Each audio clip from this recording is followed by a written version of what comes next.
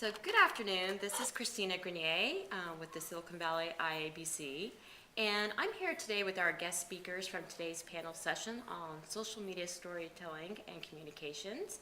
And with me here today is Lou Hoffman, founder and president of the Hoffman Agency, and Steve Farnsworth, our chief digital strategist at Joel Social Media.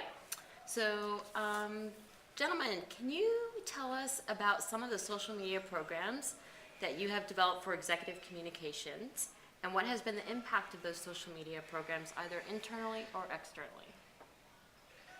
You want to kick that off?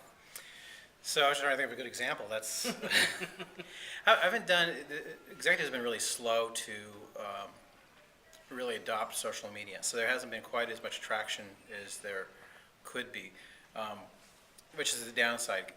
It's very scary for a lot of folks because they didn't grow up with the tools. But however, there are some companies that are doing a really good job. One of them is Cisco, and like John Chambers does a lot of video. This is a great medium. He also has the writing staff actually near his office, so they do a lot of communications through writing. So you have opportunity for a lot of blog content. I can't think of the CTO there is a big Twitter fan. She's just eats up the Twitter. So there are people who are doing communications where they're actually just sharing their stories, things that they're passionate about. And I think the real key for a successful executive communications plan is to don't talk about what you sell, talk about what you know, because that's what customers really want. And executives can talk about that. I mean, if you really get them talking about their industry, they get very passionate about it. And I think that's the real key to have a successful program. Yeah, I do agree with Steve. I think that executives have been a little bit slow to embrace social media. A lot of people are familiar with Jonathan Schwartz at Sun, who really ended up being the poster child for the CEO that blogs. I think a lot of people don't realize, though, that was really the anomaly, not the rule of thumb. With that said, we worked with a company called Marklogic, and this was a situation where the CEO had a passion to tell stories and to build up a blog property separate from the company's property. And in fact, it was so robust that we were able to build out a broader communications campaign with his blog as the anchor and everything kind of feeding into it. So those opportunities are there. I think we'll see more executives doing it in the future. Right now, I think it's you kind of have to mine those many case studies. Great, these are great examples, thank you. And my next question is, how has social media changed your business model? Specifically, I think this is pertinent to you, Lou. And how do you anticipate social media will drive more changes in how you service and create influential programs on behalf of your clients and the executives that you represent? Yeah, that's a big question.